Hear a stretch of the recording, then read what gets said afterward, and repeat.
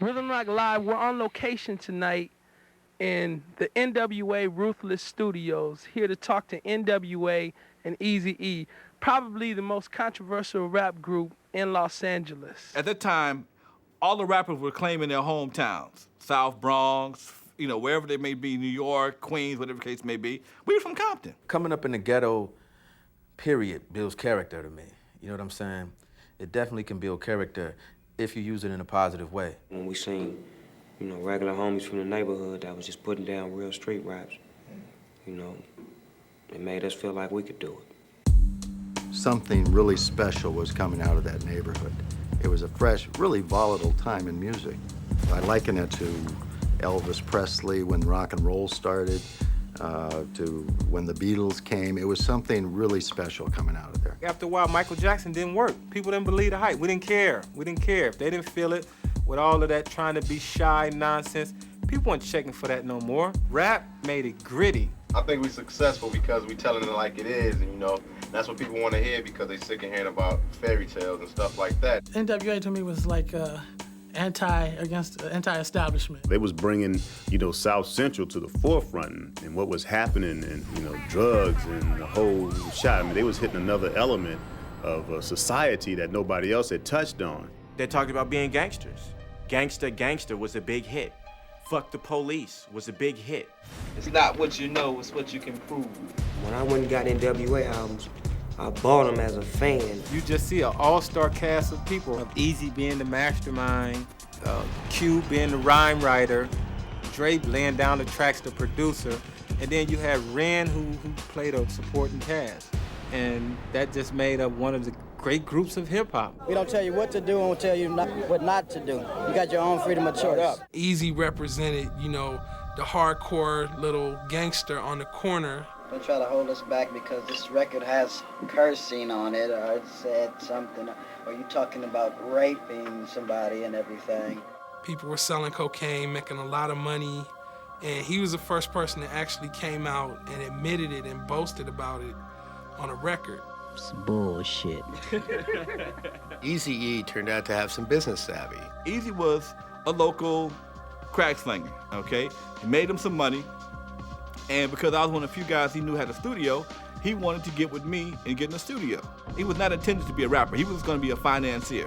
Dre was producing for Lonzo, of Crew Cut Records, and the Wrecking Crew. Dre started getting in trouble.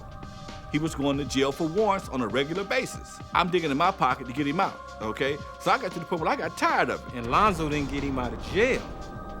Eazy got him out of jail. When Eric got him out of jail, they cut a deal that Dre would do some tracks for Eric in my studio. And then they hooked up and was boys ever since then. You put the dot on your target, then you blow the shit out the motherfucker. No joke. Eazy knew it was like a joke to him, okay? It was like, but he got so far into it, it was like, okay, I am this. I'm walking through the Carson Mall. I look up in the HQ, which is a sporting goods store and a gun store, and these guys are buying automatic, semi-automatic weapons to go on tour with. I'm like, shit, what kind of tour you guys going on, Vietnam or what? They were selling out the back of cars, and they were making money, and they were going to the top one way or the other. We used to ride around in Eazy's Jeep all day and sell records to the, what they call swap meets out here. We used to make people buy records. How'd you make it buy it? With a gun. Eazy paid Lonzo to introduce him to Jerry Heller. Jerry Heller was basically Dr. Dre and Eric Wright's manager and label head. Ruthless started from Eazy-E. Eazy-E knew that Dre was a dope producer. He did the Straight Outta Compton album. He did Eazy Does It. He did Michelle A's album. He did the Doc's album. Dr. Dre was one of these guys that could take this raw street sound and turn it into the kind of magic that would hit to a wide audience of kids. They had a message that clearly was heard and felt by young people. All over the country, they had pockets of young brothers who sold dope and had to carry 9mm pistols, who had a lot of money that could relate. Every kid wants something that's sort of forbidden. Certainly this kind of imagery was. In fact, they couldn't even hear it on their regular radio stations. They sold over 1 million albums. And we have to understand that with rap music, past 500,000, 600,000 albums, you go outside the black community. You had little white kids out there that was, grew up in Pop's Country Club, and they wasn't having it. They wanted to hear NWA. It became clear that there weren't just 10,000 kids listening to this. There was hundreds of thousands in each city. People sat back and seen an album that sold 1 million units that was never played on radio. And I had to question myself, how does this happen? How did this happen? What went on here? Now, when it starts making real money and it starts looking like some success is gonna come about, that's when the shit starts. Easy and Jerry wasn't paying Dr. Dre enough money. At that time, I was owed money, but they wasn't paying it. You know what I'm saying? I think they were trying to starve me out. As hard as you work for your money, there's at least 2 or 3 people out there working just as hard to get it from you. I was there when Dre told me he would sell his soul to the devil for $1 million. And I swear right now, devil gotta have a receipt for his ass.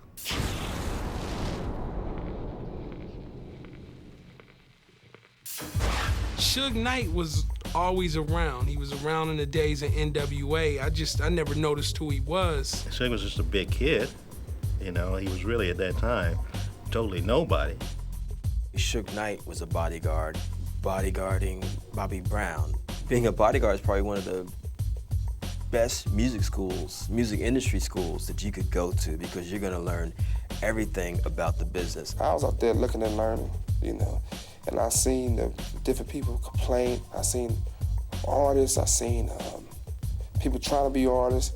I see people talk about songs, and I'm just listening, I'm hearing it all. He was an aggressive person that cleared the way for me to go in and do what I had to do, by any means necessary. Suge was a leader. He was a winner. He was smart. He kind of reminded me of a hip-hop Dick Griffey. In the 1980s, Solar was probably the most successful black-owned record label in America. Dick Griffey, who was the founder of the company, was one of those men who had the rare ability, I think, to identify talent in people.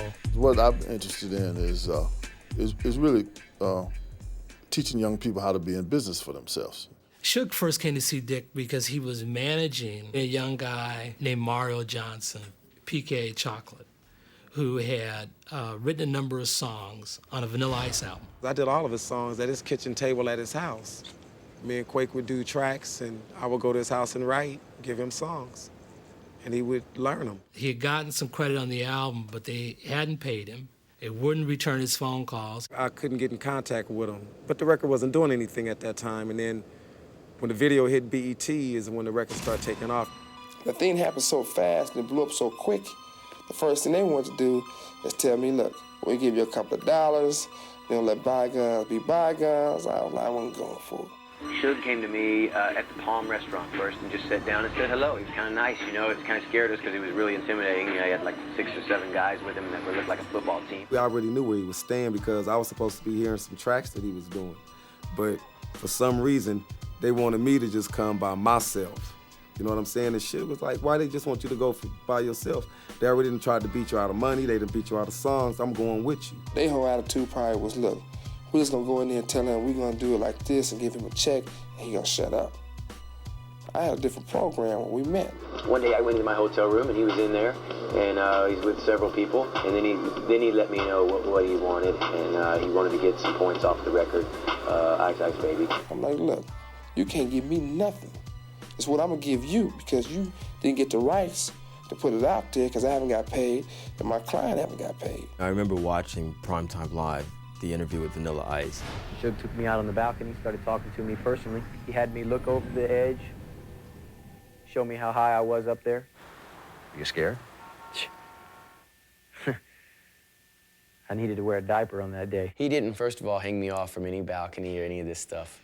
Okay, the story's been kind of blown out of proportion, and I want to clarify right now that Suge and I have no bad feelings or anything towards each other. We had to sue EMI and Winkle to recover that money. And it was more than a year in the settlement of that lawsuit that Chocolate finally got paid. Doesn't mean he didn't get hung over the balcony, but if he did, it didn't make him go pay. You can look at it like I was an investor in Death Row Records with no return on my money. Suge said, well, I got some other clients who also have written songs and produced records, and they haven't been paid either. He shows up on my doorstep with these two guys called Doc and Dre. Doc was the storyteller. The DOC was the guy that came up with those great stories. He was probably the single most influential person in gangster rap. Dre basically made Ruthless Records. I mean, you know, he did the music. He probably the one who, you know, knew how to work with the artists. And it must have been him and Eazy's company together. And then when Eazy met Jerry, Jerry came in and ex Dre out and say, you know, Eric, I'll give you a little bit more money. We just use Dre basically as a slave. They had the worst contracts I'd ever seen in the history of the record business. The contracts that Ruthless and Jerry Heller had with NWA and Dre, I guess if I said draconian, that would be a kind word. In the process of having a number of conversations with Doc and Dre, the question came up about how can we be assured that we're gonna get paid in the future? Dick said, look, Dre, if you can make records the way you make records, I'll show you how to start a company. You won't have to worry about people paying you. You'll have a company that you own and control. I suggested that, why don't you guys go and talk to Eazy and see if you can make a deal where Dre continues to produce Eazy. For Ruthless, he continues to produce NWA and the other acts. I was consulting for Ruthless, for Eazy-E, working through Jerry Heller. One day, Dre came in with Suge to my office in Hollywood and simply said they had left Ruthless, were starting their own company called Death Row Records. It didn't go down the way it was supposed to, and so Eazy had to be persuaded to make some moves to make things happen. According to court papers, Suge and friends basically came in and told Eric and Jerry Heller Dre was leaving and they couldn't stop them, and that this was not just legal, it was physical, it was personal. The stories that Eric E. told was that they came in with baseball bats, threatened guns. Under threat of his life and telling him that they would kill his mother and that they were holding me hostage, under those kinds of duress, got him to sign releases for Dr. Dre. I wasn't there. I wasn't in the room. But when Eazy-E said in the papers that me and the chairman of Sony, Tommy Mottola, was in the room with bats and pipes, he's obviously a liar. There's no question that we have substantial documentary evidence of a conspiracy here. Eric Wright, Eazy-E, filed a RICO lawsuit against them. It was the first time RICO had been used in the music business. RICO is a racketeering lawsuit. It's the thing that they use to get the mafia when they can't get the mafia leaders on anything else. Eazy-E's lawsuit contended that there was money laundering, extortion, threats, and violent intimidation. Not only was it charged against Suge and Death Row for stealing what was their top producer, Dr. Dre, it was charged against Sony Music. From day one, this label was born amidst a controversy that involved violence.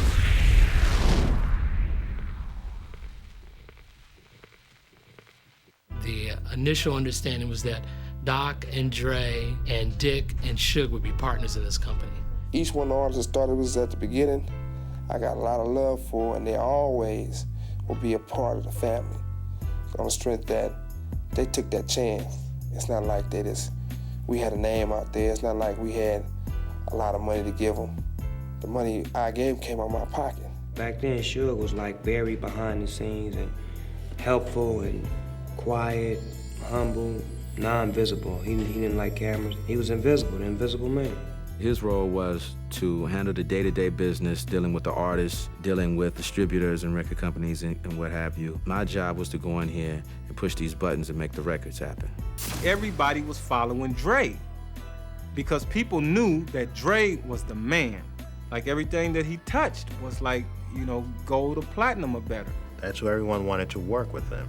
He was actually the most bankable person at that time, pretty much in the industry, from the R&B rap standpoint. Everybody was taking direction from Dre as far as he knows what he's doing. He just finished doing NWA albums that's double and triple platinum, so you have to have confidence in what you've seen. You've watched this man make money. Warren G was my best friend and Nate Dogg was my best friend. So we formulated 213 and Warren G was the DJ. I was a rapper. Nate Dogg would sing the hooks. We didn't have drum machines back then. All we had was records and turntables and a microphone. When Warren G called me on the three-way, was like, Snoop, I got Dre on the phone, cuz he liked the tape. He wanna work with us, cuz he wanna work with us. I said, nigga, stop lying. And he said, hello? I said, who this? He said, it's Dre. He said, man, that shit was dope, man. I wanna get with you. Come to the studio Monday. At that time, it was a dream just to be in the same room with Dr. Dre, you know? Dr. Dre wants us to come to the studio where he is.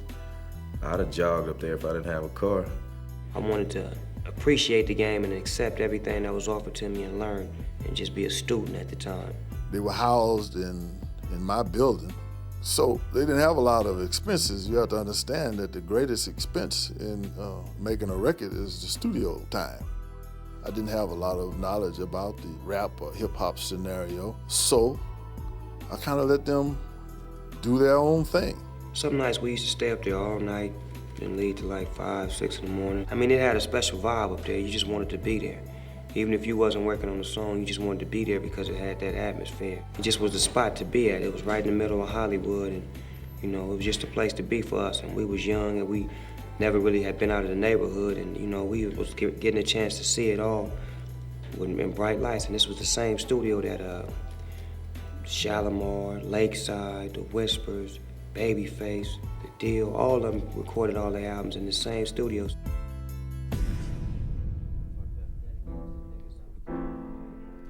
On a business level and on a day-to-day basis, was merely existing.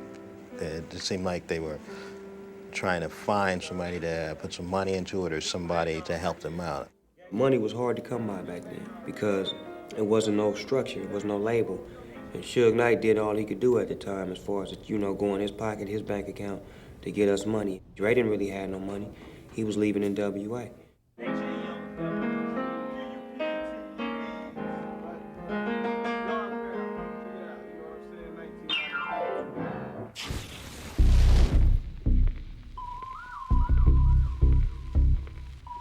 Dick had made a deal with Suge, Doc, and Dre to sell him a recording studio that he owned.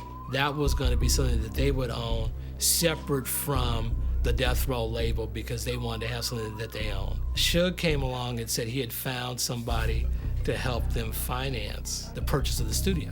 It's always been a subject of speculation where they got their original funding, and the FBI's continuing to look into this. There are so many things you hear about this situation. I tell you this, Mike Harris was firmly planted in the middle of it. Well, on the news, they used to call Mike the Godfather. Tonight, the story of a man who tried to murder his best friend. At the same time, he was attempting to win his way into Beverly Hills acceptance. This is Michael Harris, a man drug agents describe as a major cocaine trafficker. At the young age of 26, he had already made millions of dollars. These are his roots, the streets of South Central Los Angeles, where he started pushing dope on street corners and hung with a blood street gang called the Bounty Hunters. In the drug world, he is known as Harry-O. Mike Harris was a known entity in our community. You know, he was this guy bigger than life because Mike Harris was in jail doing things. Prior to his incarceration, he was very visible. He had started doing numerous things in the community. Harris built an organization that distributed cocaine in California, Arizona, Texas, Michigan, Illinois, Iowa, Indiana, Missouri, Louisiana, Florida, and New York. Investigators say he dealt so much cocaine, major Colombian drug kingpins like Mario Villabona were obliged to deal directly with Harris. But like a mob godfather, Harris sought to legitimize his illicit fortune and gain Beverly Hills respectability. I was not a drug dealer. I was a person who decided to sell drugs. But I also, at another point, decided that I didn't want to do that anymore. So I took those proceeds and invested in various real estate and businesses that turned out to be quite profitable. Mike Harris had a wonderful background in entertainment. I think he was the first African-American ever to produce a Broadway show that was a smash, and it gave Denzel Washington his start.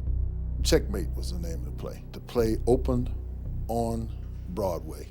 Many of us African-Americans have been on Broadway, on the screen, out front, singing and dancing. but very few of us have been there as producers. I thought he was an entrepreneur in New York. I had no idea that he was in jail. The first time I met Michael, it was a drug case involving Bo Bennett, Mario Villabona. That trial went and resulted in a number of convictions that went to trial in a federal court. And after that case, Michael, I believe, contacted David Kenner to have him represent him on his appeal. David Kenner was a longtime Los Angeles criminal attorney. By the late 80s, he had become part of a fraternity of top-flight attorneys that handled a lot of federal cases, a lot of big drug cases downtown. In the course of his legal work, he became Michael Harris's attorney. I think if you look at clients of his over time, David has a habit of getting very close to his clients and getting very involved in his clients' lives, perhaps more so than would be wise for a lawyer. David just, fell in love with Mike when they became friends.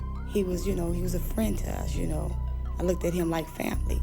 I was out in LA by myself and he took me in, him and his family would go out to eat. We would do everything together.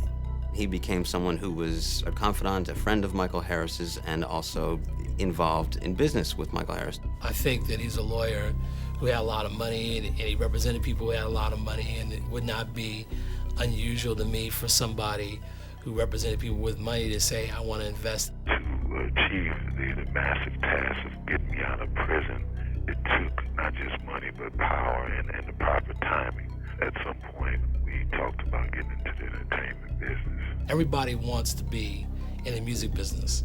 And the years that I've worked, I've gotten tapes and offers from everyone from politicians, to businessmen who want to be in the entertainment business. A young man by the name of Eric had told me about Suge's background and that Suge was aware of my background and that he was somewhat intrigued behind my past and he had wanted to hook up with me in some form or fashion. They started talking, Mike said, you got Dr. Dre, and Suge said, yeah, he a producer. But once I found out that Suge was in the entertainment business, which I had been contemplating re-entering, I made the hookup and we talked on the phone a few times. Mike said, well, we need to meet. And Suge said, well, I got a couple of cases. I can't get in to visit you.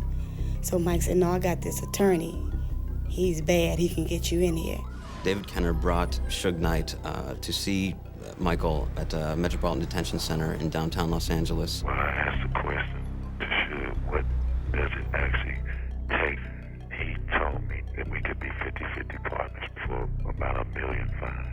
They set down their basic business plan that they would start a company called Godfather Entertainment, and one division of it would be Death Row Records. What I suggested to David and Suge is that I do not include my name in the corporation and that these guys could go ahead and do the actual upfront managing and representing of the company. Kenner started off as my guy, watching my back, supposedly, and Lydia was also there to represent my percentage of GF Entertainment, which we decided would be the parent company of Death Row. One day, I see these two people walk in a building who I'd never seen before, and one was David Kenner, and the other was Lydia Harris. In the summer of 1991, Kenner started coming around. There was a lot of buzz about this company, a lot of expectations that it could be a successful company.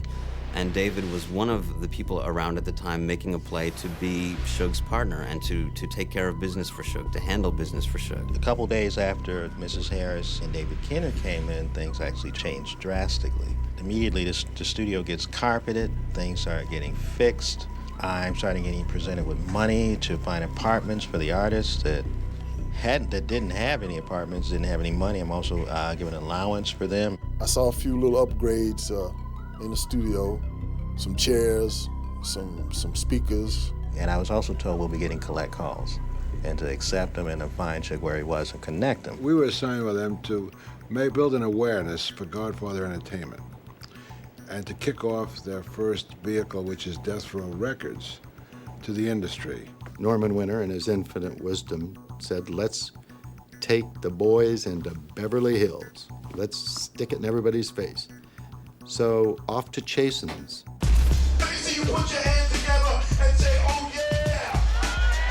Let me see somebody give Dre, Suge, DOC a round of applause.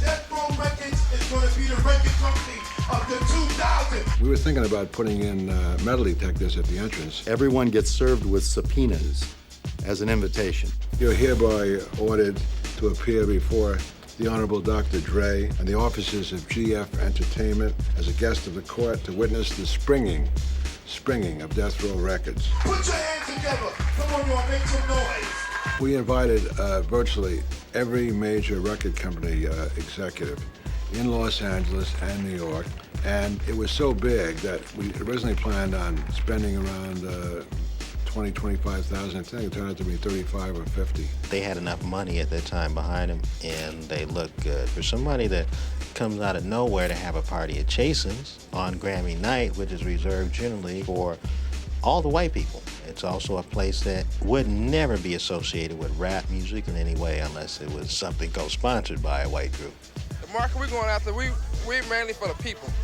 I mean, for us, the West Coast, there's a lot of talent around that guys really don't have the opportunity to have a chance to prove themselves.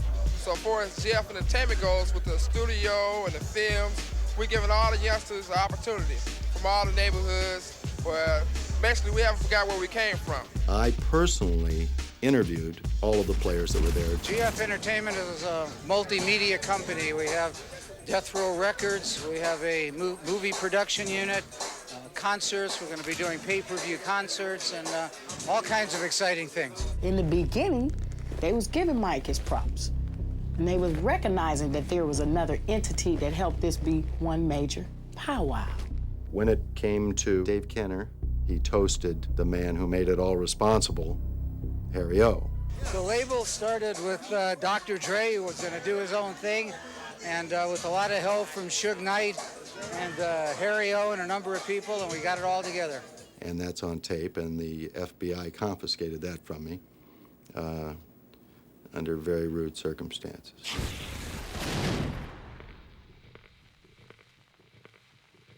When Death Row was in the Solar offices, we pretty much gave over to them one floor. There were a lot of young street folks hanging out, but it wasn't what it became. Unfortunately, there was a lot of tension. An element showed up that my people were not accustomed to. Dre had invited these guys over to the studio. When Suge came, these guys were using the phone. There was a phone that was in the studio that was reserved for me to call on. Suge would make it clear to everybody that phone should not be tied up. Because of my situation, it was hard for me to communicate, so the phone could not be busy. So he told them, hey man, get off the phone. So the guy says to Suge, hey man, we were invited up here by Dre. And Dre told us that we could use this phone. By challenging Suge about the phone and also challenging Suge about his authority, them just found themselves in an awkward position. An argument ensued. Suge went down to the car and got a gun. That was Suge's domain, and no one would talk back to him and no one would go against him. And for somebody to be visiting and taking a stance against him, it was like he had to clear that up. And hey, he beat these guys up in the studio. He shot through the wall to scare them. The hole is in the wall over there. The cops came and dug the bullet out. George and Linwood Stanley later sued Knight. He agreed on a $1 million settlement, but only paid a third of it. Deep Cover was a critical success. It was the introduction of Dre as a solo artist. I'm on a mission and my mission won't stop. It was the introduction of Dre as a mentor to other artists, in this case Snoop Doggy Dogg. 187 on an undercover car.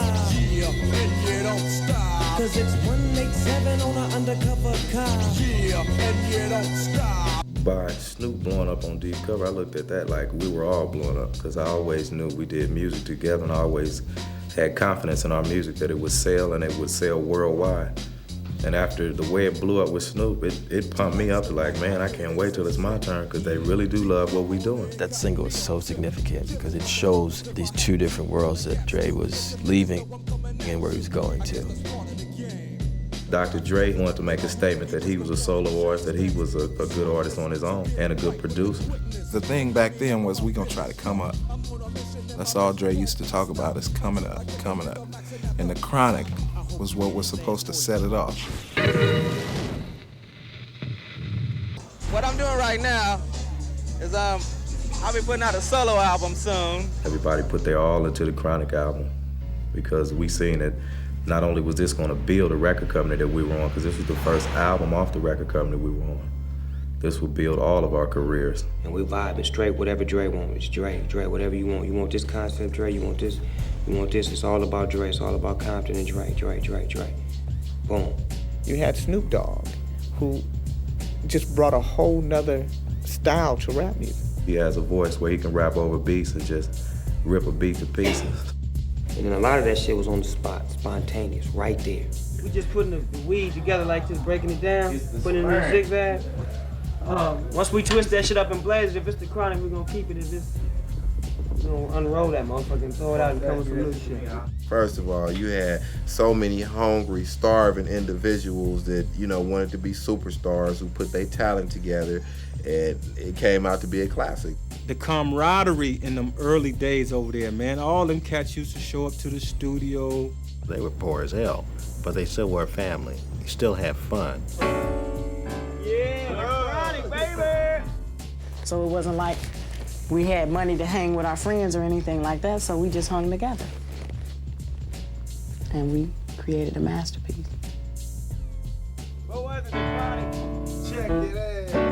I think it was a lot of collaboration on the Chronic album, as far as names like Daz, Corrupt, Snoop, Warren G, DOC, RBX, and myself, Rage, Jewel. We were all starving.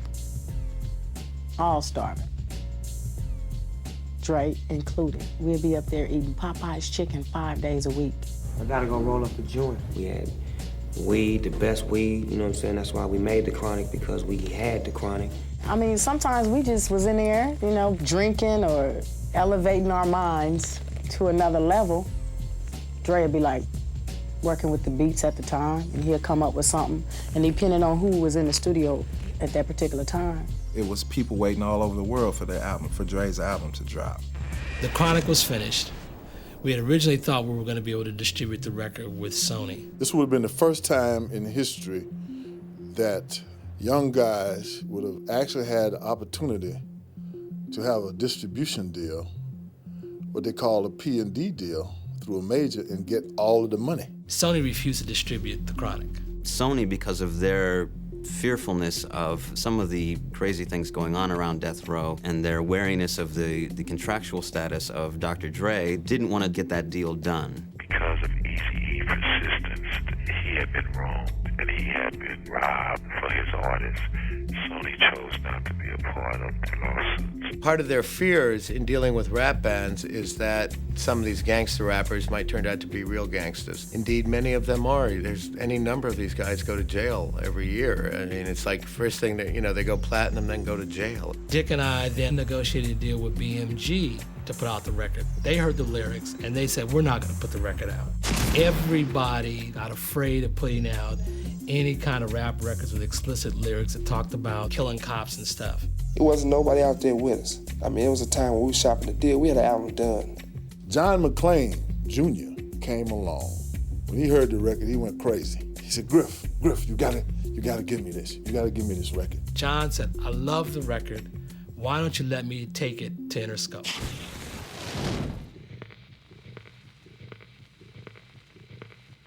An opportunity appeared for a young, aggressive label to distribute Death Row. They had two established industry people to deal with, Jimmy Iovine, who was a superstar producer of rock records, and Ted Fields, who had been a movie producer and produced some hit music. They had some rather controversial acts of their own in rock, 9 Inch Nails.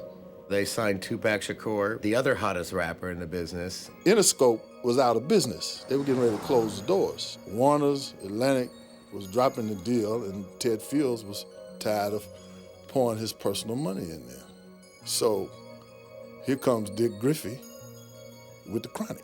Dick and I went and met with Jimmy Iovine, and we met with David Kahn, and we played them the Chronic, and they said they were interested in making a deal. So these guys told me, said, look, Dick, we're going to advance you $200,000. Well, in the meantime, what was going on is there was no more money. There was no cash flow. Friday, no money. Saturday, no money. Sunday, no money. Monday, no money. Tuesday, they advanced $100,000, for which we had to sign as a loan.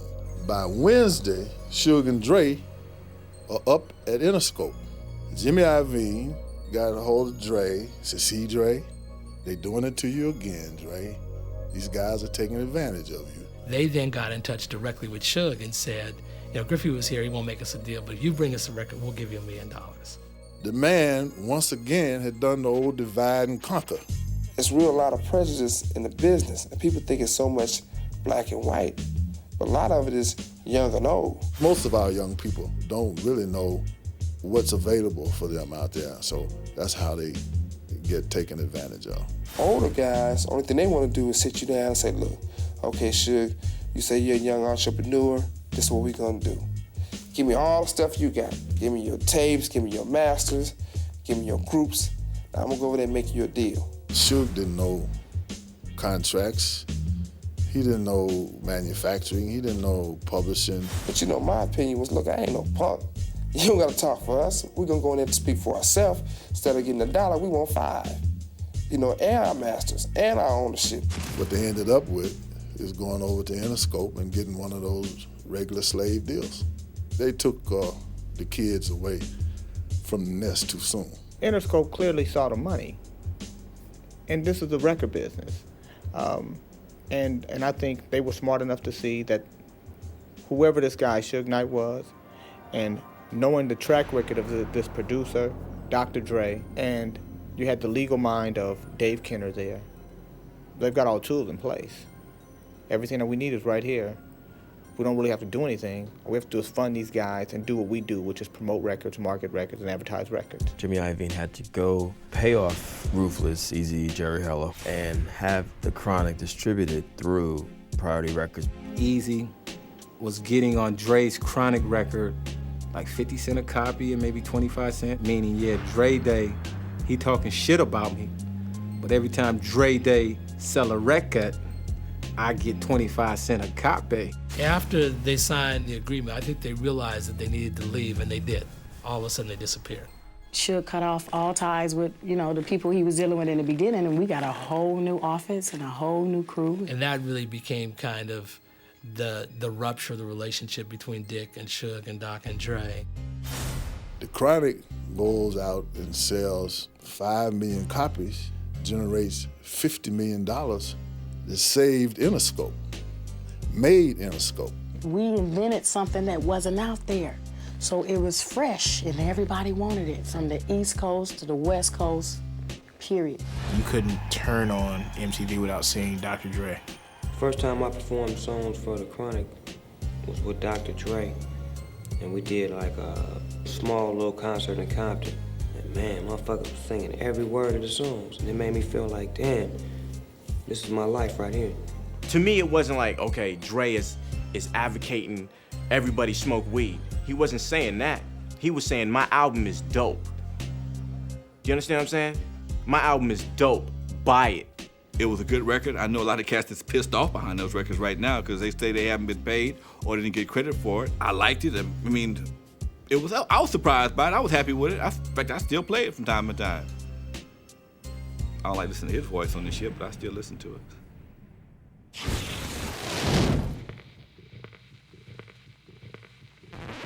If you understand, what was going on in the street at that time and even now, word of mouth is everything, and Death Row became really hip on the street.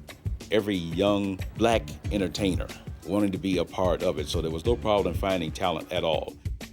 There was an understanding at Death Row that they weren't getting at the major companies. One of the things about these major labels, they'll never understand street music. They'll never understand stuff that starts right there in the neighborhoods. They'll never understand it, never will, never will, never will.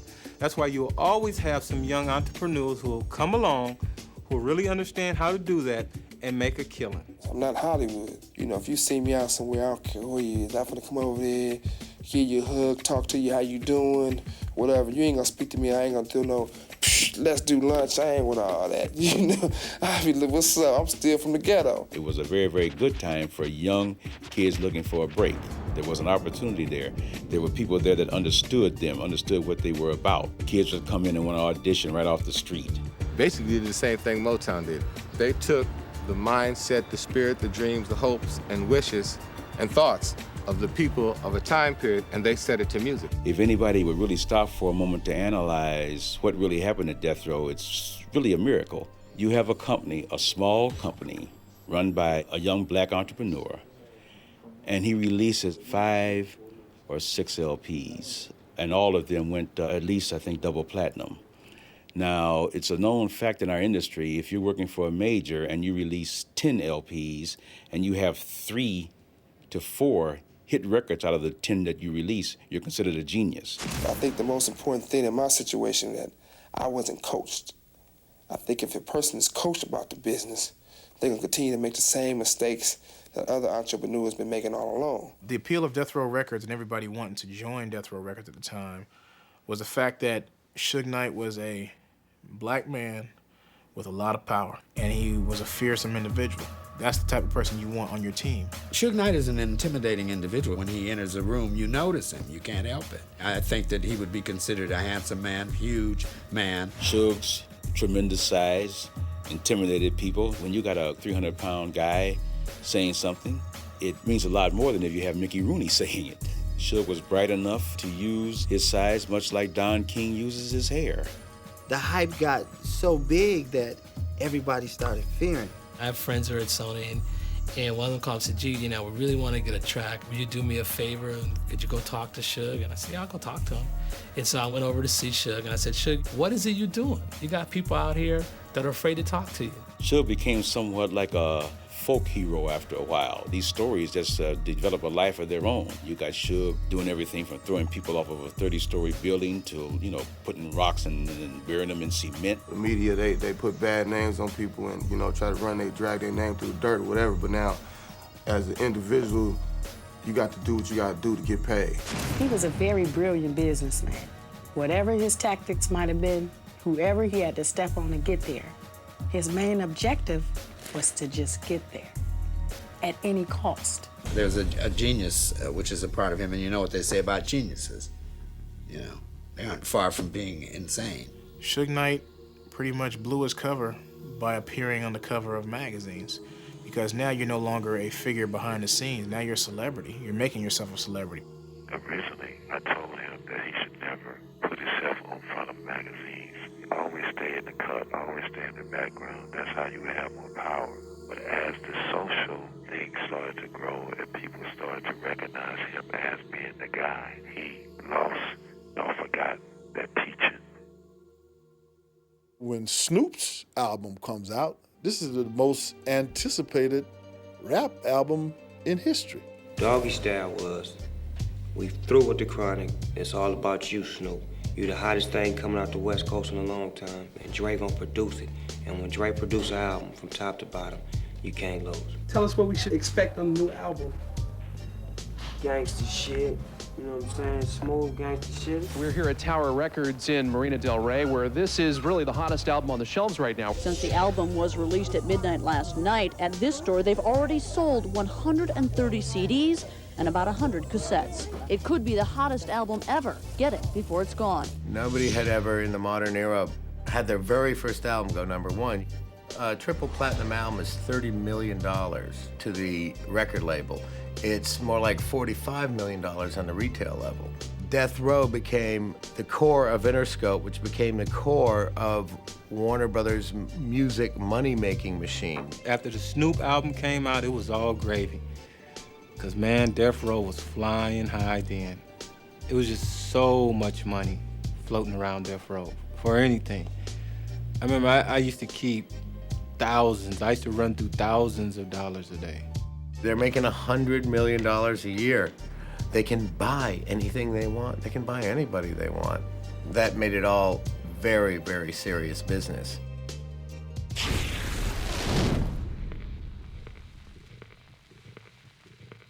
Rappers didn't give gangster rap its name. The music industry gave gangster rap its name. They said this music has cussing in it. They're calling women bitches. So that's gangster rap because it comes from the gangs and the gangsters. Gangster rap isn't something that was just born and invented in the quote-unquote ghetto. It's something that you see on American movies. Like that gun, I'll rag it good and ready. The glorification of Al Capone and Lucky Luciano. That's kind of glamorous in any American's eyes, I think. My life and people like myself in the early 80s created the atmosphere for gangster rap to have a life. It really puts the truth of society out in front of America.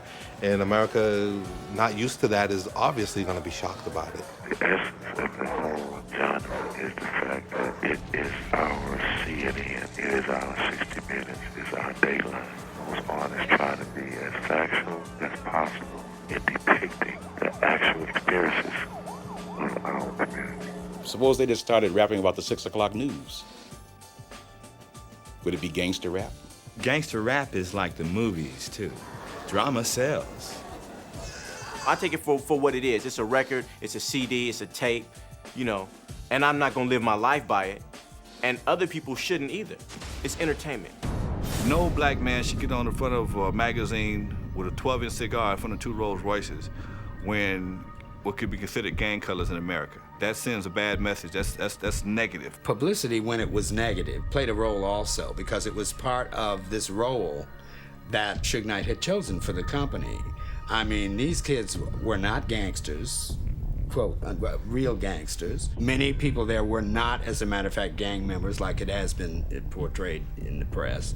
You know, there were people around that were. When you got brothers that, you know, perpetrating gang violence or gang affiliation and they're making it cool, that's a problem. That could be a problem. It wasn't just Death Row perpetuating the violence. I think it was the media. I mean, let's face it, the coverage was just awesome. All of a sudden, Death Row and gangster rap was the reason that every youngster in America was going bad. They were attracted to the rebelliousness. They could listen to the music and experience what we were going through without having to go through it themselves. No gangster rap! Lyrics that promote rape, murder, racism, drug abuse, and violence. Die. Die. Die, pig, die. Time Warner's music division promotes music that celebrates the rape, torture, and murder of women. C. Dolores Tucker is a political activist that embodies herself in matters of African-American decency questions. In the beginning, she was trying to protect America from the threat of gangster rap. You will see words that you can't even repeat in a locker room. But by that point, the cat was out of the bag, and there's very little that she could have done. Doggy style. Do it from the back. She was used as a tool because she was a black woman who could make a statement and come out and say this is wrong. She involved herself in Time Warner politics, along with a odd political bedfellow for her, who was William Bennett. The moral obtuseness of Time Warner. We do not understand why they don't get it. These are right-wing conservatives, both of them. They are would-be censors. Both were attacking Time Warner, along with Dole. A line has been crossed, not just of taste, but of human dignity and decency. Now you've got a presidential candidate accusing Time Warner of debasing the nation for handling Death Row product. The mainstreaming of deviancy must come to an end. And I think we do have problems with the social fabric of this country right now. I do have trouble believing that it is caused by song lyrics or movies. Time Warner was also doing Ice-T. They got T off the label, but they were stuck with Death Row, and the numbers were so huge they didn't know what to do with it. They just put $120 million into it. They're getting all that money out and then some. They can't be seen by any of their artists to give in to political pressure whatsoever. If you do that, they'd never get another act again, and no self-respecting manager would ever sign with a label who they thought could be pressured for content. We, African-American women particularly, are tired of being called hoes, bitches, and sluts by our children who are paid to do this by Time Warner. She came up with an idea that she reportedly pitched to Fuchs that what if she started a label, a positive rap label, and got Suge to distribute Death Row product through her, with her as the watchdog of the lyrical content, to make sure that the messages were positive. Michael Fuchs, reportedly desperate to try and figure out a solution to this. apparently listened to her. She got Fuchs to guarantee $80 million if she could pull this off. She was trying to solidify a position with Warner Brothers by changing the nature of gangster rap and making it more like pop rap or children's rap, which is somewhat impossible. Interscope was not about to let Death Row go without a fight. Suge Knight also protected those artists lyrically, made sure that everyone was allowed to say whatever the hell they wanted to say. Whatever happens, we're gonna stand up tall and be more successful. Only thing anybody doing is making us stronger and better. No way he was gonna let C. Dolores Tucker decide the lyrical content of a Snoop Doggy Dogg album. That wasn't gonna happen.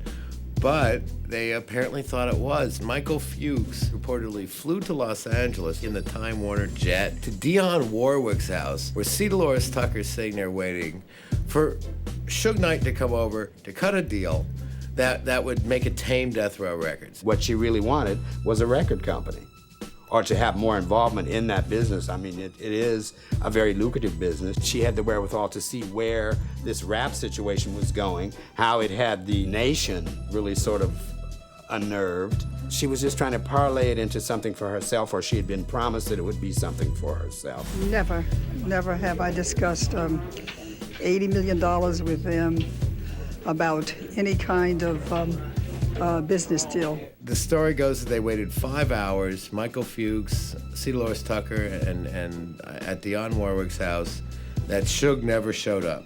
Suge went right back to Interscope and said, do you know what these guys just tried to pull? So Interscope then promptly sued Time Warner and promptly sued C. Dolores Tucker for interfering with their contractual relationship. Time Warner has decided to get out of the gangster rap business by selling its 50% share of Interscope Records back to that company. Made the right decision, the morally responsible decision, we think, and we believe that by their action, divesting themselves of Interscope at some financial loss, they have set a standard for the entire entertainment industry. I commend them for it. I think they're going to be good corporate citizens. Death Row Records was at the center of controversies, and if the Republicans had had their way, would have brought down a president. That's how big the controversy got.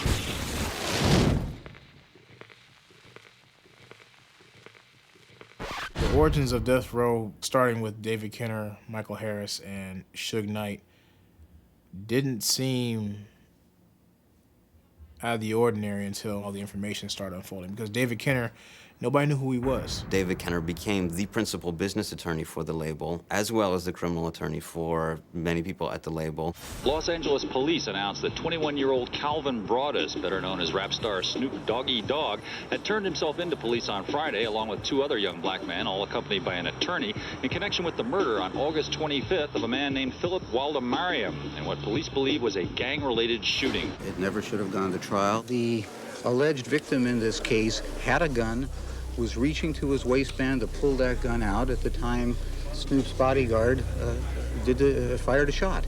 And that's what we said from the beginning. The testimony makes it clear this is a case of self-defense. The DA, it was a pain in the ass. He just tried to do everything in the world to make me seem like the most negative, gang-banging, criminal-minded motherfucker he could just imagine, and tried to paint a picture of me that just wasn't happening. It was crazy knowing that that's what his job was to do, was to get me locked up for life. You know what I'm saying? I just want to say, fuck you, bitch. Dave Kenner was the guy who legally made Suge secure. Suge had 5 or 6 pending cases, which David Kenner was able to control and get rid of. One of the benefits Suge Knight gave to people that joined Death Row was to say that I have a legal team, people who have a lot of experience in the criminal arena that can help you. Whereas in the past, coming from a black community, you go into a white justice system where all the cards are stacked against you. Here, for the first time in most of their lives, they were given a lawyer who was very capable and an investigator on top of it. And the results spoke for themselves most of the time. They got to see instances where they were acquitted and cases which normally they would have been convicted. In the rap industry, the problems happen at 1 or 2 in the morning. So it's not a 9-to-5 job. David was the rare lawyer who would be available to clients at that hour. Of the $70 or $80 million that Interscope paid them between 1995 and 1997, about $13 million of that went to the law offices of David Kenner or to David Kenner. Certainly, this company was his bread and butter for some time. What's your name again? David Kenner, K-E-N-N-E-R. Interscope would have not been able to deal with the death row problems if it wasn't for Kenner. Kenner was the mediator. He would go to them and tell Jimmy how much money he needs to fix this situation and let him handle it his way. I was quite surprised because you would expect a music business attorney, but he wasn't. He was a criminal attorney. He had entertainment attorney qualities. You know, he's flamboyant and he's sharp and he's kind of mafia-ish, his whole persona. After a while, David might have got so caught up in his lifestyle that he might have become somewhat confused, because the thing is David really was supposed to be working on getting Mike out. David was handling Michael's appeal. David was involved very much in Lydia's life, was friends with Lydia. This was a person who was very trustworthy to him. The business became more dominant and the legal situation got put on the back burner. When I thought, man, Mike is making a ton of money. And then you see Dave Kenner there, so you say if Dave is there, then Mike is there. And then the stories start flashing. And then you know that there's a war going on. It was rumors that, Suge was over there trying to get a deal at Interscope, but when he would go down and visit Mike, him and Kenner would say it wasn't true, but Mike say, hey, what's this in the newspaper? And Suge would say, oh, you know how the newspaper print up articles. So Mike said, well, they're not going to just print up anything. So he started asking David, what's going on? Then David came and said, Suge did this behind my back. And that started to cause Michael concern about what exactly was going on. He started to get word that Suge was telling people, oh, Michael Harris is nobody, he's not my partner. And the word on the street was, Michael Harris is really pissed off with Suge, it's on. He wanted to get all the credit, which Mike don't trip the credit. The world thinks that Suge did this on his own. Once Suge got a taste of the spotlight, he wanted it, and he wanted it by himself. If Suge didn't want to be my partner, I didn't have a problem with that. But at least compensate me for my time and the monies I invested. Mike's in jail, but he's got a wife, he's got a kid, he's got family out here. He's got people he's taking care of. So, his reaction is he's stunned. Then he's kind of mad about it. How you gonna punk me? The phone was never blocked because we always had cats calling from the pen. Harry O wasn't the only one. But after a while, I even remember, and I think it was because of Harry, that they then blocked the phone where it couldn't take no more calls. David Kenner started off to play these guys against each other. Once the rift between Suge and Mike happened, Dave Kenner had to pledge allegiance one way or the other. Throughout this time, even if Suge was denying his partnership with Michael, denying that Michael had any role in the company, David would be going up to visit Michael and saying, oh no, everything's okay, there's no problem, everything's fine, we're gonna get this taken care of. It reminds me of the Brutus and Caesar.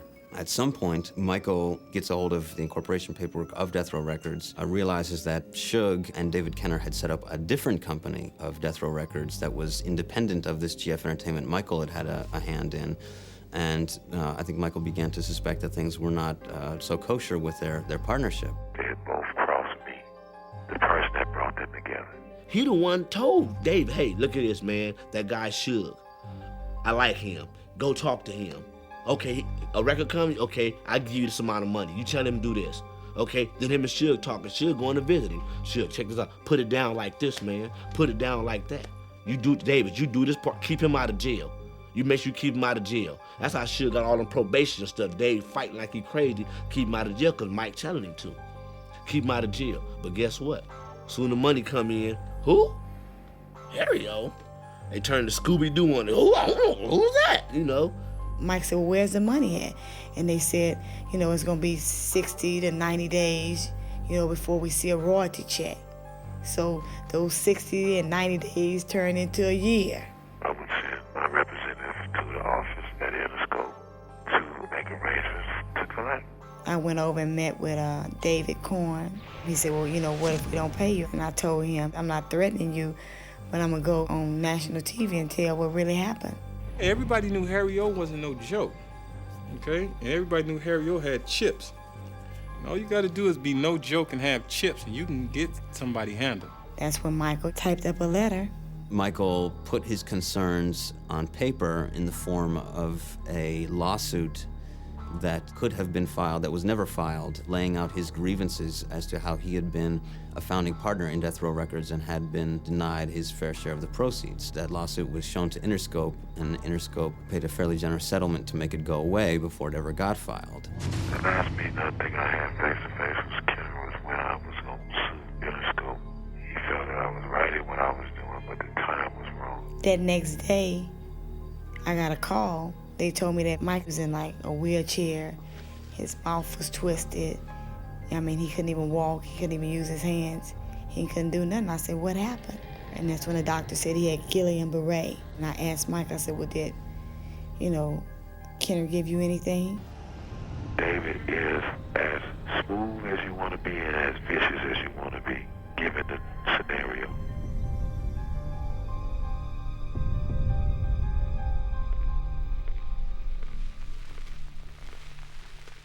I started thinking, at least to myself, that Suge was getting himself caught up into too many situations that were unhealthy.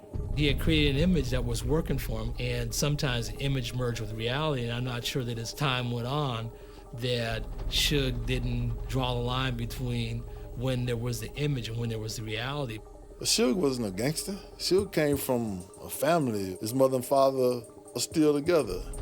He was a college football player. I feel I got a whole lot of street credibility and street smarts. And at the same time, I graduated from college. I hit the books, and I put both of them together. The problem with individuals who come from the street, who are not truly entrenched in that world, they don't understand the rules, and they think that money puts them in a situation where they can control the rules and change the rules. He ran that company like it was his gang. That's his family. He might not love us, but he made us think he did.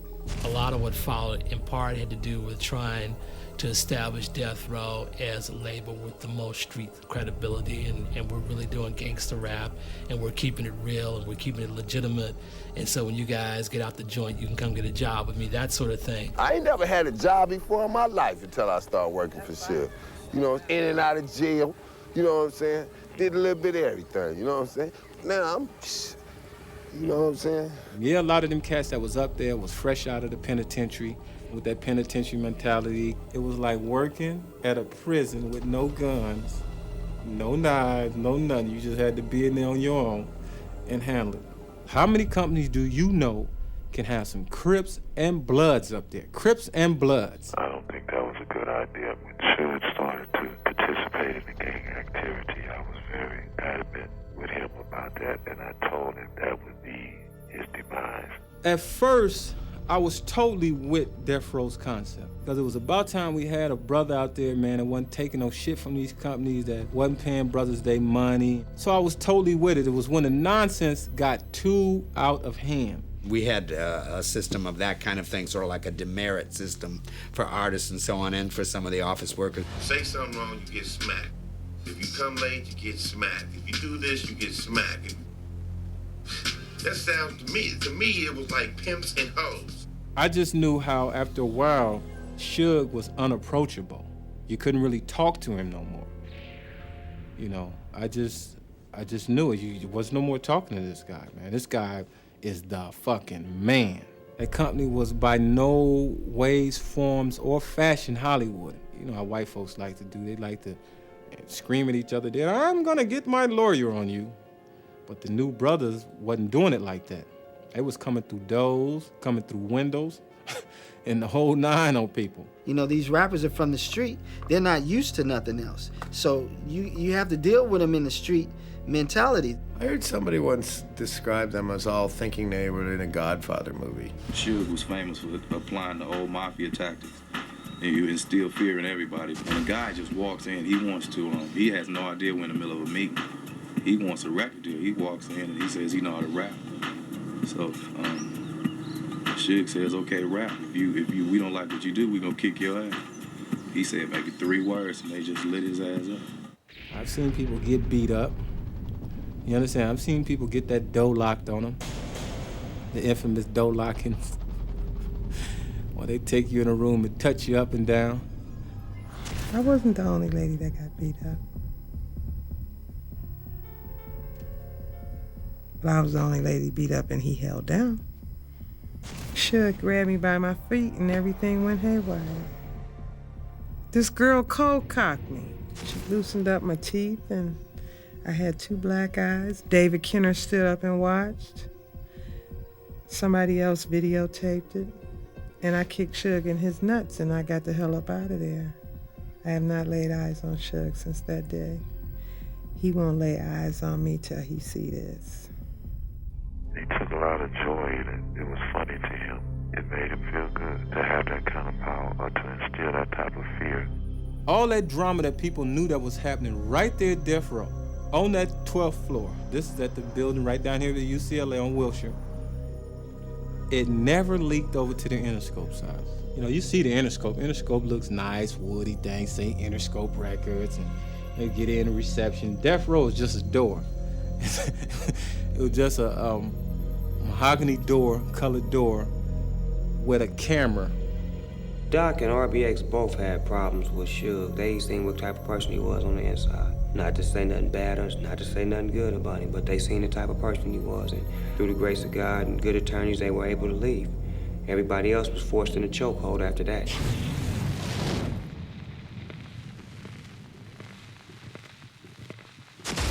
Tupac Shakur was not before his time, but one of a kind of his time and era. He was a movie star, and for him to be doing street stuff gave him like sort of a Marlon Brando edge. The outlaw who was living life in some romantic Ernest Hemingway world where you lived out your art. He had that almost uncontrollable, defiant attitude. I got a big mouth, can't help it. I talk from my heart, I'm real, you know what I'm saying? Whatever comes, comes. But my controversy probably. And it's not my fault. I'm trying to find my way in the world, you know, I'm trying to be somebody instead of just make money off everybody. Tupac's gift was the ability to take somebody else's pain and story and translate it. We, as rappers, bought that violence. We bought the violence that we seen on the street, we put in our records for years. And after 3-4 years, people finally starting to see it because of all the statistics that's going on in the streets. If we stop talking about it, then they wouldn't take statistics. And when they stop taking statistics, then we'd be killing each other in the street and these white people wouldn't care no more. He would definitely give you something to think about. I know some of y'all white folks and some of y'all black folks don't appreciate what we're talking about, but this is the only way we got to make money. And if you don't let me make my money on the streets, I guarantee you I will make my money on the streets.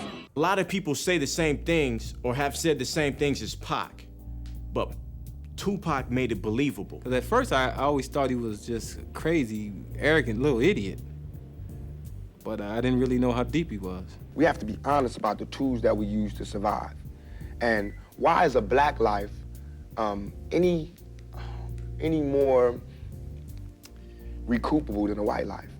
You know what I'm saying? We know that they don't put the same security in the ghetto that they do in the whites in the white neighborhoods. What I saw in Tupac was someone who had a desire to be successful, and he only had 2 or 3 avenues. One was rapping, one was acting, and the other was going into the movement that his family came out of. His mother was a Black Panther. All of the anger, frustration, and everything that she was dealing with and what was going on with her at that time in her life was feeding right into him.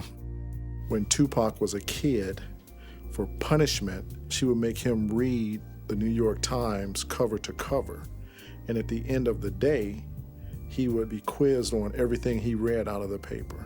Tupac, well aware of what his mother had gone through, brought that into the 90s because nothing had changed in the 60s to the 90s as far as he saw with his race of people. I don't know how to be responsible for what every black male did. I don't know. Yes, I am gonna say that I'm a thug. That's because I came from the gutter and I'm still here. I'm not saying I'm a thug because I want to rob you and rape people and things. I'm a businessman. I mean, you know I'm a businessman because you find me at my places of business. Tupac was a star in Interscope. And Interscope had their hands full with him. He was in jail and in trouble. He just got beat up by the police.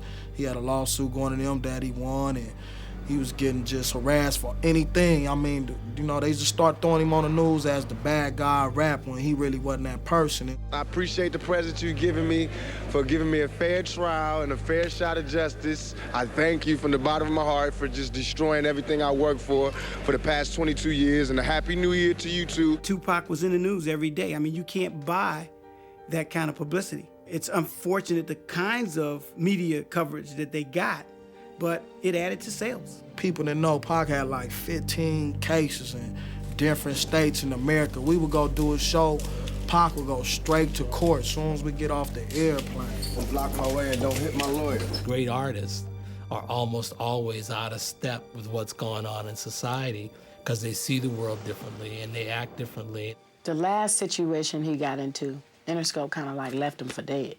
They wasn't really fucking with Pac like that. Shakur and another man were accused of sexually assaulting and sodomizing a 21-year-old woman in their hotel room last year. It's not a crime for me to be with any girl I want to be with. It's a crime for that girl to turn that into a rape charge.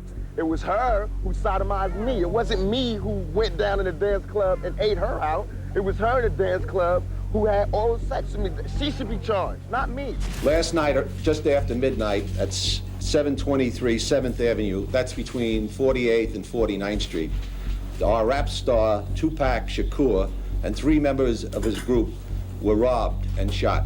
The word on the streets is that it was a warning to Tupac. Who was it coming from? In a bizarre twist of events, rap singer Tupac Shakur checked himself out of Bellevue Hospital late Wednesday night after the 23-year-old was shot 5 times early that same morning inside the lobby of a Times Square recording studio. Shakur had appeared in court today but had little to say about being shot. Mr. Shakur, how are you this morning? After 3 days of deliberations, the jury has finally decided the fate of rapper Tupac Shakur. Guilty on 3 counts of sexual abuse, he now faces 1.5 to 4.5 years in prison. The main impetus for the incarceration of Mr. Shakur was from City Hall. Mr. Giuliani himself. Being 23, being black, and last name being Shakur in America, he never had a chance. Tupac was in jail, and he wanted out of jail, and he wanted out of jail badly. No one, including Interscope, was putting up any bail money to get him out. And his bill was set at $1.4 million. A lot of people on the East Coast, a lot of people in New York City dissed him hard, man. They dissed him on the radio. No one went to go visit him except for a few people. And he wanted to be #1 again. So where else do you go but to where the other #1 people are? Death Row Records had been trying to get Tupac for some time. If you got Suge Knight dangling in front of you, you know, freedom, money, power, respect, can get you out of jail. Obviously you're gonna go for it. You got a scared young man, first time behind bars. He's supposed to be back there for 4 years. Pac promised him in return, you get me out of here, I'll put Death Row on the map. My first CD will sell 6 million copies. And I don't think it's a coincidence that Suge wanted him on Death Row Records so badly, because even though Snoop was a huge star, he didn't have what Tupac had, that kind of icon presence like a James Dean or Elvis. Now, I heard that he had Pac sign a contract on toilet paper. I don't know how true it is, but I know when Pac came back, he was ready.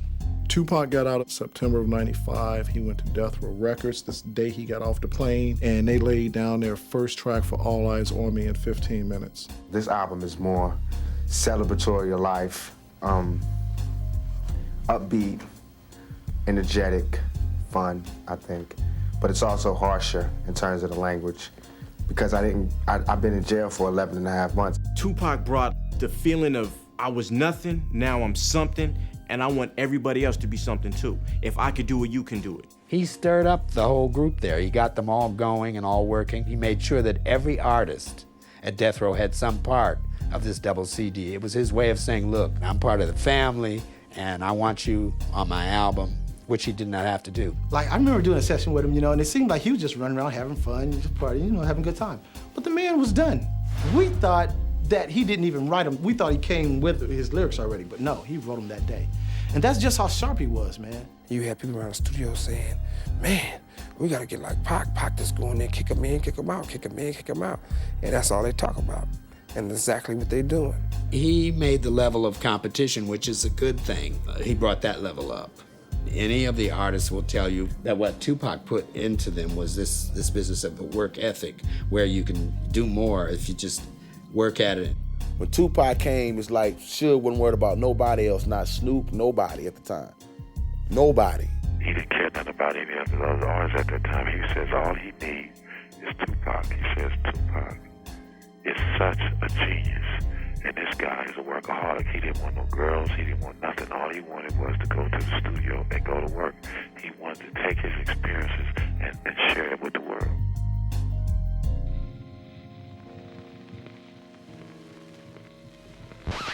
Around the time that Tupac got out of jail, Sean Puffy Combs was about to become, I would say, the East Coast version of Suge Knight with Bad Boy Records. You know, his first big artist was the Notorious B.I.G. This bullshit about the East Coast and the West Coast started when we went out to New York to do the Source Awards. And Mr. Knight went on stage, and he's in New York City, and we all know Puffy's from New York City.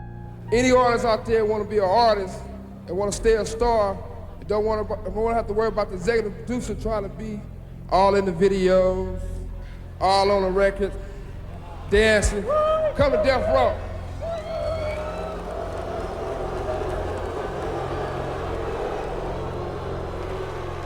I mean, the whole crowd started booing, and then I thought to myself, like, why would you do that? The East Coast don't love Dr. Dre and Snoop Dogg. The East Coast ain't got no love for Dr. Dre and Snoop Dogg and Death Row. Y'all don't love us. Y'all don't love us. Well, let it be known then. We know y'all East Coast. We know we at East Coast and out.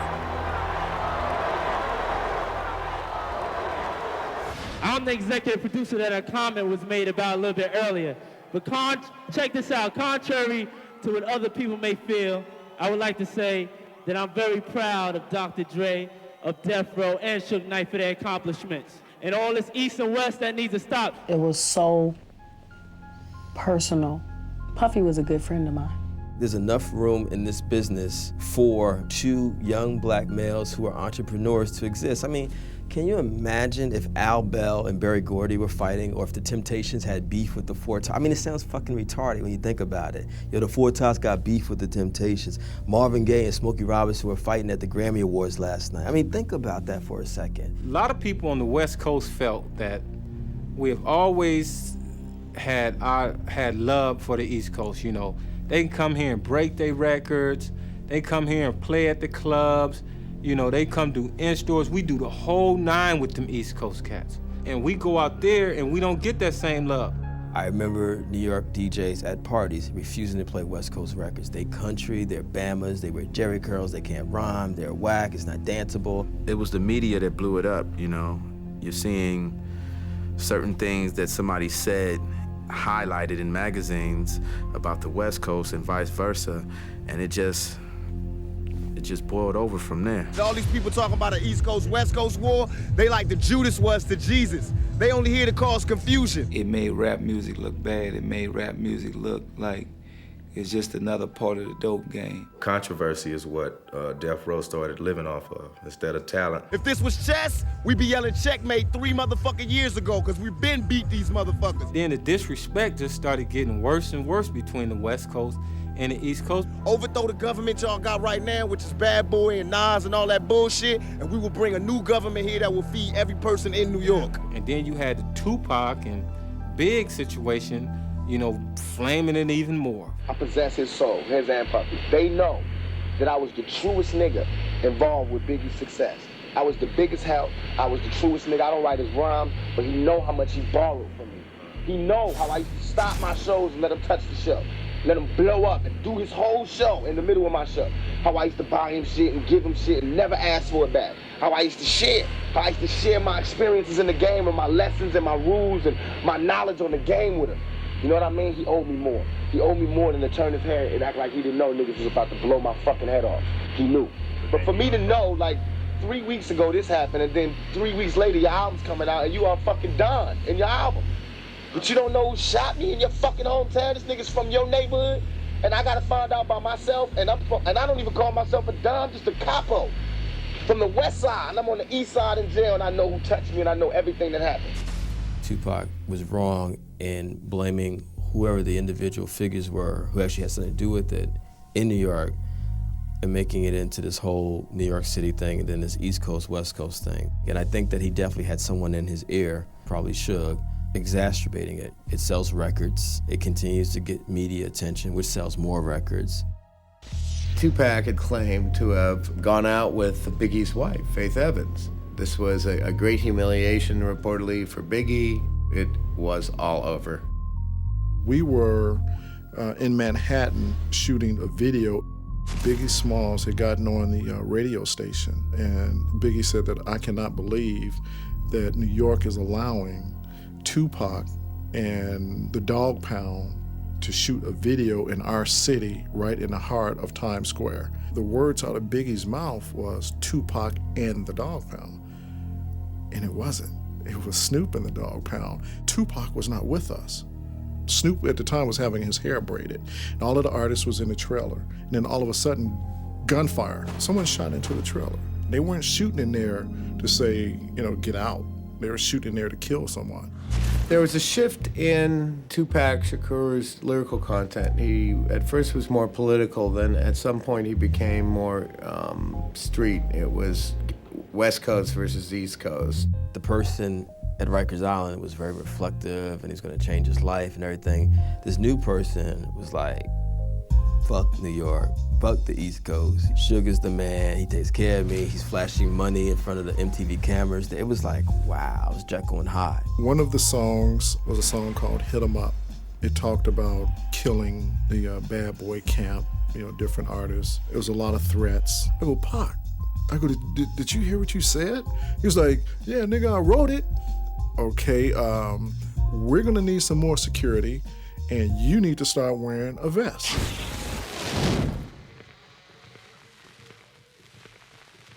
Anytime you have this synergy between two or more people and they make things happen, when you start breaking that up, things are never the same again.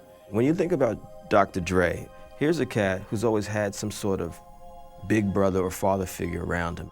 Early on, it was Alonzo Williams. Then it was Eazy-E, Jerry Heller. Then it becomes Suge Knight. And so Dre was one of those cats who always needed guidance from someone else because Dre is really an artistic person. He's an artist, he's a true artist. Seemed like after a while somebody was pulling his strings. Like Dre had to answer to somebody. Who do you think that was? We all know who that was. The king, i.e. Suge Knight, felt the need to have the court around him, and I don't think Dre felt comfortable with that. I've got all these people around me. How many of them do I really need? Tupac and Dr. Dre was fine in the beginning. Everything was great. I mean, you didn't see any problems. From the time that I worked there in 95 up until early 96, Dr. Dre had been in the studio twice. Pac took offense to that. He wasn't producing shit. Other niggas was producing the beats, like on my album. Other niggas was doing the beats, and Dre was getting the credit. Das and all the other little producers and Assassin, all the ones we have, and they did the tracks. Dre wasn't doing the tracks, and Dre didn't write the lyrics. Suge basically took on the role for Tupac that he had taken on for Dre, and I don't think it's a coincidence that at a certain point, Tupac started becoming the mouthpiece for Suge and started dissing Dre. He is a dope producer, but he ain't worked in years. I'm out here in the streets, you know what I mean? Whooping niggas' ass, starting wars and shit, putting it down, dropping albums, doing my shit, and this nigga taking 3 years to do one song. I seen the change like right after we finished Murder Was the Case and we moved into Can-Am Studios and started working on the Dog Food album. I just seen that he wasn't as inspired, and it was too many thugs and niggas up there that didn't have nothing to do with nothing. It was mostly just the way the studio was, and that's where I have to spend most of my time. It was not a work atmosphere anymore. It became fun and games, and the success had kicked in, and we were stars, and motherfuckers just loved being around us and bringing bullshit around us, and Dre wasn't for that. I just didn't like some of the things that were going on. There was nothing being done to stop it. Dre likes to work in an environment where he can create, and everybody's on a creative atmosphere, and it's not about what's going on in the hood, how many niggas you shot and how much shit you done did. That ain't, he don't want that. Suge took over the company. It was no mystery to nobody. I don't think Dre wanted to be a yes man for somebody, so he wanted his own situation again. So he bailed out. He says, wait, I want out of this world. I want to form Aftermath, where I'm not part of Death Row anymore. I want to be beyond that. I want to be with my family. I want to live. When Dr. Dre left Death Row Records, that was the biggest shock to me, because I was real confused at how you start a label and you leave the label. I always figured if you had a problem with somebody on your label, you make them leave the label and you go on with what you're doing. I guess that was the way of learning that it wasn't all his label. Dre's departure wasn't a loss. I mean, if you have a multi-million-dollar company, maybe worth $1 billion or so, and you own it 100% and don't have a partner, and you didn't have to give him nothing but his walking papers, that's great. Dre made Death Row Records, you know what I'm saying? And this is absurd that he's gone from one situation to another situation where he feels like he's being undercompensated. To give up 50% of your label and move on elsewhere from a dangerous situation, which Death Row Records was becoming, and we now find out that it is, was a smart move for him.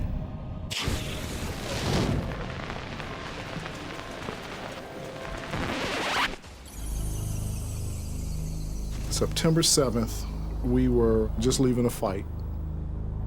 Tupac, Mike Tyson, friends, we're at the fight.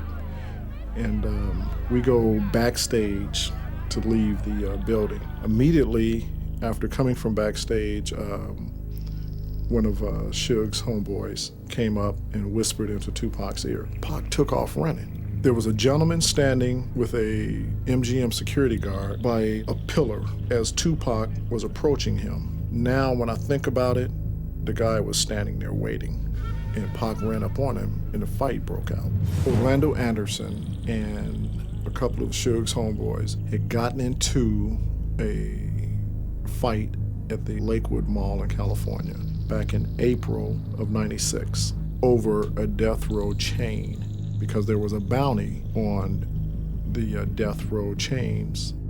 The same person that had gotten into altercation with Orlando Anderson in the mall whispered into Tupac's ear, and it caused this fight. They were, beating Orlando Anderson up on the ground. Tupac, Suge, and the rest of the entourage, they're pretty much bragging about what had happened. We get back to the Alexo Hotel, so we go up to Tupac's room, he changed clothes, we come back downstairs, and we're all just standing around. And all the women are coming out, everybody's ready to go over to 662, the after party. So Tupac turns to me and says, no, don't ride with us. He hands me the keys and says, you go drive the little homies, because we're going to the club, we're gonna be partying, and you're gonna drive us. So I said, okay. Pac and Suge get into the BMW. We get back onto the Las Vegas Strip. Suge's the lead car, I'm the car right behind him, and then there's just cars all behind us. So we turn right off of Las Vegas Boulevard onto Flamingo to go down to 662. As we approach the next stoplight, which is Koval in Flamingo, there is a car coming down the open lane that is next to myself in the BMW.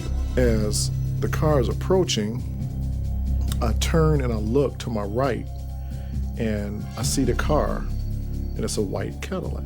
It kind of had moved over, and I would say closer to the BMW, probably about that close. And an arm just comes out and just starts firing. Heard the shots being fired. Pac stood up to try to get in the back seat to get out the way of the shots. That's how he got shot in his hip, which hit one of the bones and traveled to hit his lung. I grabbed him and said, get down, and covered him. When I pulled him down, that's when I got shot in my head. So you hit? He said, I'm hit. So I'm driving like a madman to a hospital. And the first thing he said, laughingly, jokingly, loudly, is, I need the hospital? You the one shot in the head. Coming up next on the 10 o'clock news, his lyrics, his life reflected a gangster lifestyle. Tonight, Bay Area rapper Tupac Shakur is dead of gunshot wounds. It's been all over the media, all over the news, all over the radio. Hundreds lined the streets outside a Nation of Islam school to pay their respects to the slain rapper. The first things I started hearing were rumors that Suge had Tupac shot because Tupac was thinking of leaving the industry. And I started to laugh when I heard that. I said, you know, the problem with this is why would someone like Suge have the shooter shoot across the car so that the bullets would hit him? There are so many different layers to the story, and it's so tragic. Tupac Shakur is one of those kids who's really one of the great creative forces of our ages. He wasn't just a rapper, he was a kid who was really insightful. He has said, I didn't want to go to Vegas anyway. He goes, I almost didn't even come. That day was gonna happen. It was the destiny of his life. He had the thought of not going, but he went because his destiny was to die that next day. And it's just a shame that another brother gets lost as a victim of this music.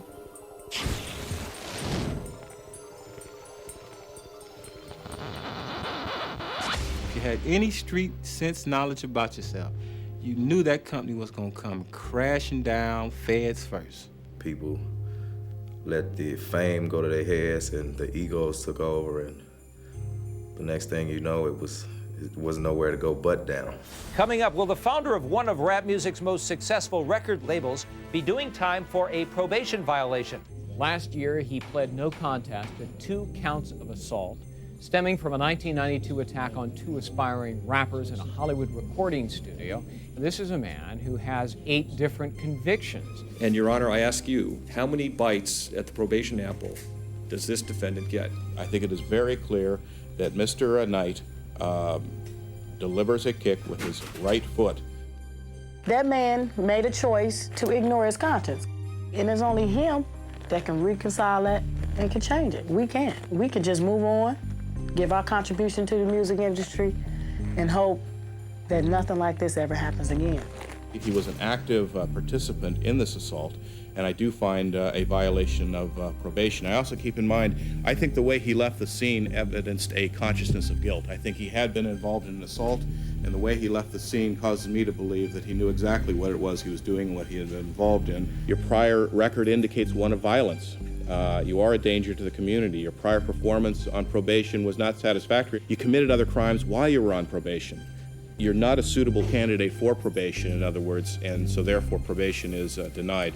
I don't think anybody here has any question that if we were dealing with somebody other than Mr. Knight, what we saw on that videotape, first of all, would not be sufficient to constitute a probation violation, and secondly, and most importantly, even if somebody thought it was, it's certainly not the kind of violation or the kind of activity that warrants a 9-year sentence. How can Suge be in jail? How can one of the most powerful people in the record business, not black people, one of the most powerful people in the record business, be in jail for something as silly as stopping a fight or even kicking somebody? In my opinion, this is a miscarriage of justice. You got this lawyer, this attorney, this guy who is pretty brilliant. So you know that this isn't a regular attorney. He's got some pull somewhere because he's got somebody from the DA's office involved in this thing. And you're saying to yourself, if all these people are involved, all these powerful people, what kind of situation did he set Suge up in? I mean, Dave Kenner was a big man in our business on all levels. And you have to ask yourself, did the money get to him? Did the power get to him? You got to ask yourself, is Suge thinking about this? Is he sitting in jail saying, is this guy really on my side? Suge Knight was and is death row. And for me, without Suge Knight, there is no death row. If Suge has grasped all that has happened to him, I think he could come out and again start up Death Row Records and start a record company that would be more viable than ever. They will be legends no matter what happens, but if they continue to go on, no telling what kind of influence they may have had on the inner city youth in America. When you have guys that have the ears of not only black America, but white America also, you can call some shots. Anybody can sell 4 million records, 5 million records. Anybody can sell out concerts around the world. Whatever they put their name and faces on will sell. Whatever they endorse will be backed up 100%. The Death Row Records story told the tale of three major record labels, almost brought one of them down, rattled another to its core, and set the framework for a whole new way of doing business in the music business. This was a story that wasn't just about a bunch of guys from Compton. It was a story that affected the whole music business and ultimately the business world. It's about empowerment. It's about greed, it's about ego, it's about sex, it's about violence, it's about fame, it's about failure. I mean, you don't get any more American than that. The legacy that Death Row Records has left is both positive and negative. I think the positive legacy is that if you have talent and if you're prepared to work, you can create a business and it can be successful. People always say, you remember how Suge started this company from nothing? We can do that. We're gonna hear this music forever. It's gonna forever mark an era in American culture and American history. Now the sad part about this whole thing is that Jimmy Iovine and Ted Fields sold Interscope for $400 million. I still have the article. In the Wall Street Journal, it says, Warner's ups its stake in rap music. So what they were buying was Death Row. They paid $400 million for it. So Jimmy Iovine and Ted Fields got $400 million. Tupac's dead and Suge's in jail. Who's in jail? Mike Harris, Suge Knight. And where's the money? Who controls the money? What happens to the power that all these black folks control? Death Row is the named party in scores of lawsuits over its financial management and mismanagement. With the federal investigation, they're looking into Suge's dealings in Las Vegas. They're looking into his dealings with Michael Harris. At no point in time was my money considered illegal. There was no evidence to prove that I ever participated in money laundering. Michael has an attempted murder charge over his head and a drug case over his head. If the government offered Michael an opportunity to get out of jail to testify against David Kenner or Suge Knight or Andre Young or someone else, there's a good chance that Michael could take it. I don't work for the government. I only work for myself and my family and my friends. I would stay in prison before I would live as a rat in society. Suge, I would imagine, in the minds of white corporate America record business, had to be stopped.